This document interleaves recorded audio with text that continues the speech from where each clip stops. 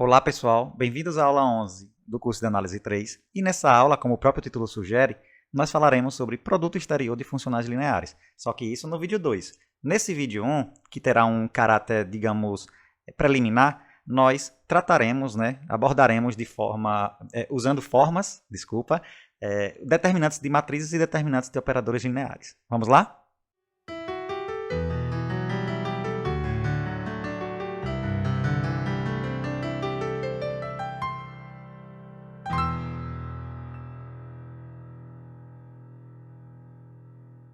Bem, pessoal, nesse vídeo 1, nós vamos começar falando sobre determinantes de matrizes, né? A gente já conhece essa teoria, né, de álgebra linear, mas o importante aqui é estabelecer, né, como essa teoria de determinantes ela se encaixa, né, nessa teoria que a gente está estudando agora, que é a de formas R-lineares. Né? Então, para isso, nós vamos dar alguns fatos importantes da teoria de determinantes. Né? O primeiro fato é um exemplo que a gente já citou na aula passada, que é sobre essa aplicação aqui que a gente chamou de f aqui, certo? Que sai do Rn cartesiano, 3 pontinhos, né? Faltou cartesiano aqui, né? Rn, esse Rn aqui sendo repetido n vezes, certo, gente? Chegando em R, dada por f de V1, 3 pontinhos Vn, igual ao determinante da matriz cujas colunas coincidem com as coordenadas das V's aqui, né? Então, essa f definida dessa forma é uma forma n linear alternada e satisfaz f de E1 até n igual a 1, onde esses E1 até n aqui, gente, são os vetores da base canônica do Rn. Certo, gente? Para mostrar que a gente viu que era uma forma n linear alternada, né? E para mostrar isso é fácil, né? Basta verificar que f de E1 até n é o determinante da matriz identidade, né? De ordem n, portanto, vale 1. Certo?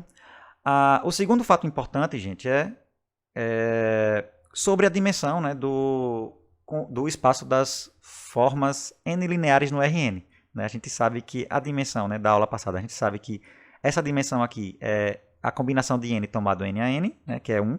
Certo? Então, como essa dimensão aqui é 1, né, a gente lembra como a gente construiu uma base, né, para esse espaço na aula passada, né, e a gente verifica que essa forma n linear nada mais é do que o único elemento que vai aparecer na base, né, que a gente construiu lá, né, para esse caso em especial, né, onde R é igual a N, certo? Esse Rzinho que aparece aqui é igual a N, certo? Então, gente, com isso em mãos, a gente consegue verificar que o determinante, beleza, é uma forma N linear alternada, ok, satisfaz essa propriedade aqui, e com isso em mãos agora, a gente consegue verificar que é a única forma linear que satisfaz isso, certo? Não existe outra, tudo bem? Então, veja que interessante.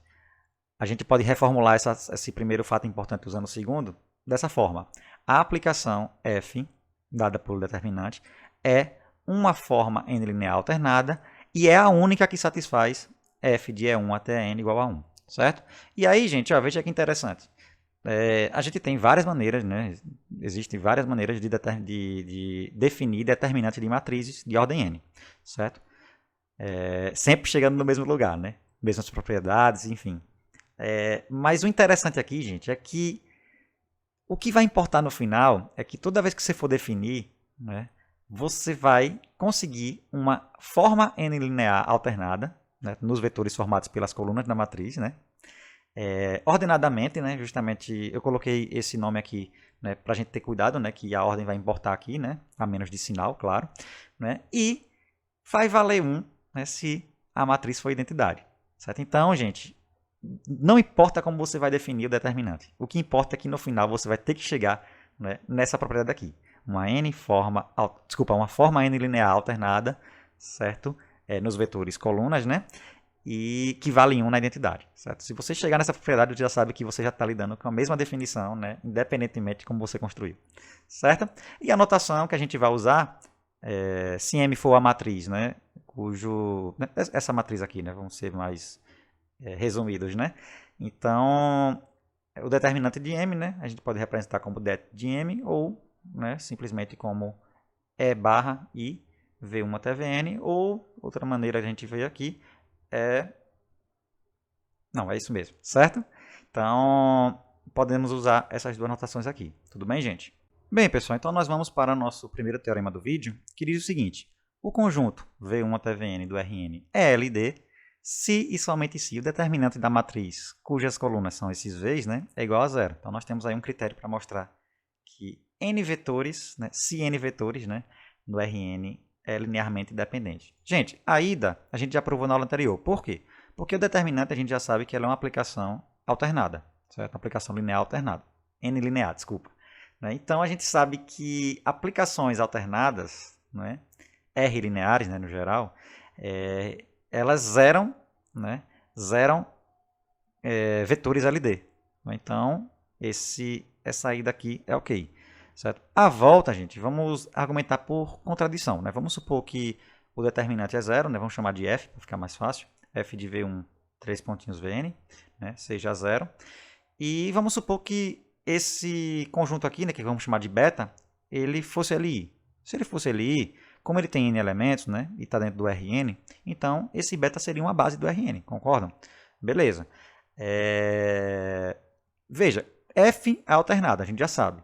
Certo? Então, veja bem, se a gente pegar f e aplicar, né, em 1 até o n, sempre vai ser zero se o 1 até o n tiver nesse conjunto beta aqui. Quer ver por quê? Veja. Se esses u's aqui se repetirem, a gente já sabe que é zero. Por quê? Porque f é alternada. Né? Se eles não se repetirem, então, a menos de uma permutação, né, eles são esses V1s aqui até Vn, né? Nessa ordem. Né? Então, a menos de permutação, ele é assim. Né? E a menos de permutação, f, como é alternada, vai mudar só o sinal. Né? Como é zero, não vai ter sinal nenhum. Né? Então, essa f aqui, ela vai ser zero, quaisquer que sejam o 1 até o n em beta. Só que beta é um conjunto de geradores. Né? Então, a gente sabe que toda aplicação n linear, né, que coincide com outra, no caso aqui a aplicação nula, né, no conjunto de geradores, né, significa dizer que essas duas aplicações são iguais, então no caso a f tem que ser identicamente nula. Só que isso é um absurdo porque f, né, se você aplicar em E1 até n, vai dar 1, que é diferente de 0. Então, essa contradição garante que esse conjunto aqui tem que ser LD, certo? Esse beta. E aí nós terminamos a demonstração desse teorema. Bom, pessoal, nosso próximo passo nesse vídeo será definirmos, né, determinantes de operadores lineares. Só que aqui a gente não vai passar por aquele processo de você primeiro pegar o operador e representá-lo na sua forma matricial. Né? Nós vamos fazer diretamente. Como? Primeiro vamos definir o que significa transformação linear induzida. Né? Então, seja, né, não é sejam, seja A uma transformação linear entre os espaços E e F. Dado um R maior que zero, a transformação A estrela, que sai do espaço das formas R lineares de F, né, e chega nos espaços das formas R lineares de E, né, dada por A estrela de F, né, a estrela de F vai ser uma forma aqui, né, então, aplicada V1 até VR de E, vai ser, por definição, F de A de V1, 3 pontinhos, A de VR, é chamada de a transformação linear induzida por A. Certo? Então, esse A estrela aqui tem esse papel interessante de você definir, né? Você vai conseguir definir, né, através de A, né, uma nova transformação. Agora vai mudar os espaços, né? O espaço vetorial agora de domínio, né, vai ser o espaço das formas R lineares em F, né? E o contradomínio vai ser o espaço das formas R lineares em E. Certo? Dois exercícios que são bem técnicos, bem rápidos de fazer, gente, são os seguintes. O primeiro é que se você pega B, compõe com A estrela, né, você vai obter A estrela, B estrela, claro, aqui, né, na situação, né, onde você consegue compor B com A. Né, então, eu quis ser econômico aqui, né, para não ter que encher de detalhes aqui. Né, mas, se você faz B composta com A e calcula estrela, você vai obter o A estrela, né, composto com B estrela, certo? E se A for um operador, for uma transformação linear invertível, então a estrela também será, né, com a inversa comutando com estrela, ou seja, A estrela A menos 1 é igual a A menos 1 estrela, certo? E duas observações aqui, gente, é que se R for igual a 1, então a estrela coincide com a transformação adjunta de A, certo? E outra coisa que é a parte mais importante aqui para a gente é que a estrela mapeia formas alternadas em formas alternadas. Bom, pessoal, com todas essas informações em mãos, podemos, enfim, definir determinante de um operador linear. Então, seja um operador linear em E, e consideremos o operador linear induzido por A, né, que é o A estrela, só que restrito, né, ao espaço das formas n lineares alternadas em E. Certo? Ou seja, a estrela sai de UN de E, né, e vai chegar, é claro, pelaquela observação que eu coloquei no slide anterior, em um N de E também, né, porque lembra que o E aqui é igual a esse E, né? Então, ele vai ser, esse UN de E ele vai ser invariante por A estrela. Né? N, aqui a gente está tomando como a dimensão de E. Certo? Então, lembre que aqui seria um R, né? Na definição geral, né, para o A estrela. Então, a gente está tomando aqui o N igual a R, o R igual a N mesmo, desculpa. Certo? Então, o que é o determinante de A? Gente, o determinante de A é a única constante alfa real que satisfaz A estrela igual a alfa I, onde I é o operador de identidade em UN de E. Certo? E a notação para esse alfa é que é det, né, esse D maiúsculo de A. Professor, como é que a gente consegue garantir que esse alfa existe? E como é que a gente consegue garantir que esse alfa é único? Gente, pode até estar disfarçada essa informação, mas é álgebra linear pura. Veja bem, primeira coisa que a gente tem que analisar. Qual é a dimensão desse espaço aqui? Bom, a dimensão de E é n. Né? Então, a dimensão desse espaço aqui é 1. Certo? Assim como, né, a dimensão do espaço dos operadores lineares nesse espaço aqui, né, em um n de E, né, porque vai ser 1 vezes 1. Né? Então, o que a gente tem, vamos lá, resumindo, nós temos que a dimensão do espaço dos operadores lineares em um n de E é 1. Né? Então, qualquer operador linear em um n de E que seja não nulo será uma base, né? Vai formar uma base, né? Que lembra que é um elemento só, né? Formará uma base para esse espaço, né? Do conjunto dos esse espaço dos operadores lineares em UN de E. Certo? Em particular, a gente pode escolher esse operador linear não nulo como sendo a identidade.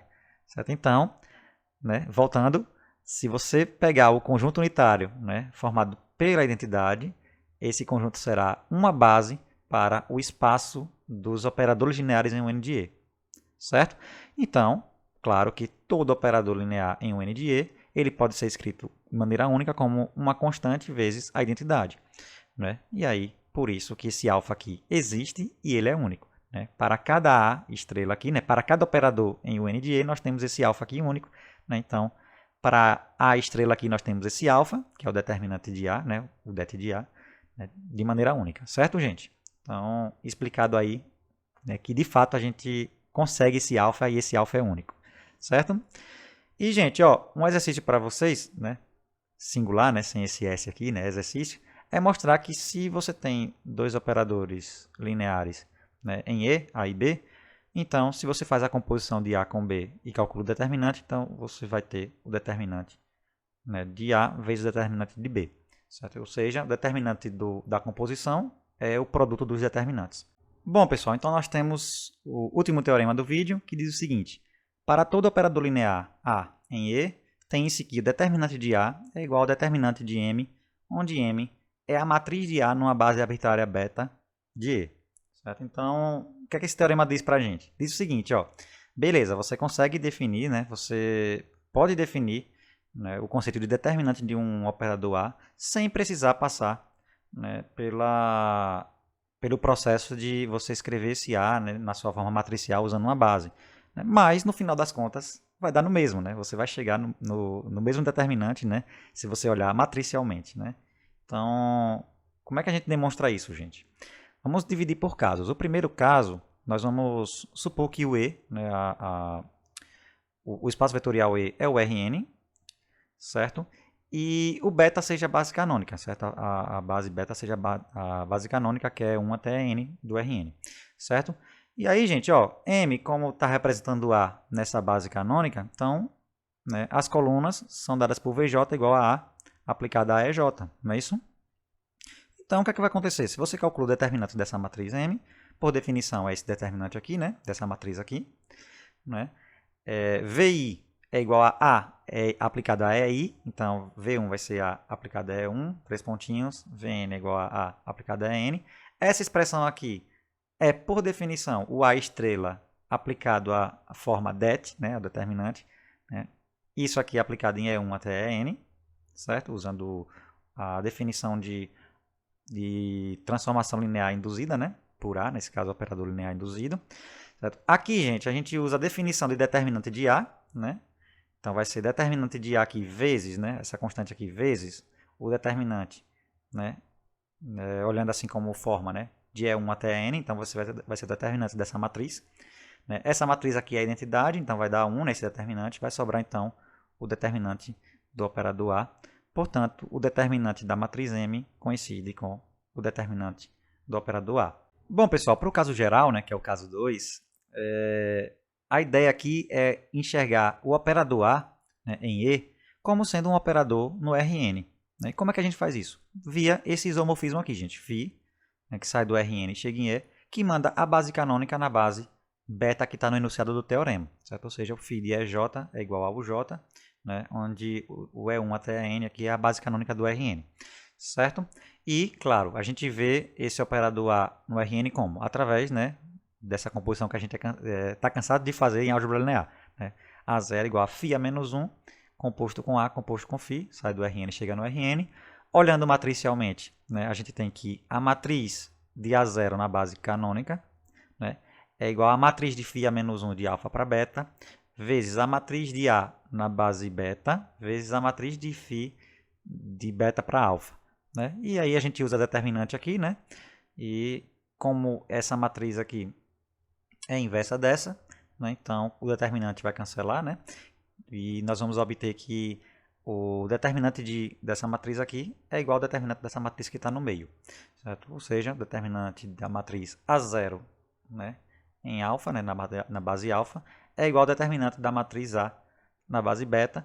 Essa matriz aqui, A, né, de A na base beta, é justamente a nossa matriz M que a gente tem no enunciado lá, né, por definição.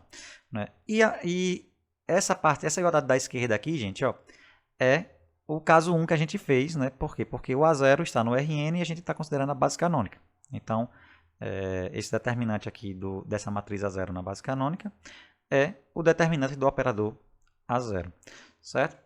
E aí, gente, vamos escrever como E barra, né, a forma determinante, né, por simplicidade, e nós vamos obter o seguinte. O determinante de M, né, vezes E barra é igual a A0 estrela E barra. Por quê? Porque, veja, A0 estrela E barra, por definição do determinante de A0, será determinante de A0 é barra. Só que o determinante de A0 é o determinante de M, né? Então, essa igualdade é ok. Né? O A0 tem essa composição aqui, né? Φ a menos 1, composto com A, composto com φ. Então, se você aplica estrela, né, você tem aquela propriedade que a gente já viu, que eu deixei como exercício. Então, nós temos aqui que vai ficar, nós temos aqui o φ estrela, composto com A estrela, composto com φ estrela a menos 1, a gente já usou a propriedade que você consegue comutar, né, inversa com estrela, né, é barra, certo? Aí eu separei aqui, né, associei essas aqui, na verdade era para associar, né, de φ a menos 1 para frente, né, então o que eu tenho aqui eu vou usar a definição, né, de determinante de A, né, nessa forma aqui, então A estrela aplicado a essa forma aqui, né, alternada, vai ser determinante de A, φ estrela a menos 1 é barra, certo? Só que aqui, como o determinante de A é um número, eu posso colocar ele aqui para a esquerda, né? E aí nós vamos ter aqui as propriedades de funções aqui, né? Φ estrela com φ estrela menos 1 vai dar identidade, então vai sobrar o E barra, certo? Então, no final das contas, vai ficar aqui determinante de A, né? É barra. Então, você aplica a base canônica aqui, né? Nessa forma aqui, e nós vamos obter que o determinante de M é igual ao determinante de A, né? E o teorema está demonstrado. Certo, gente? Então, aqui se encerra o vídeo 1 da aula 11. Espero que vocês tenham gostado. Nos vemos no vídeo 2. Até mais.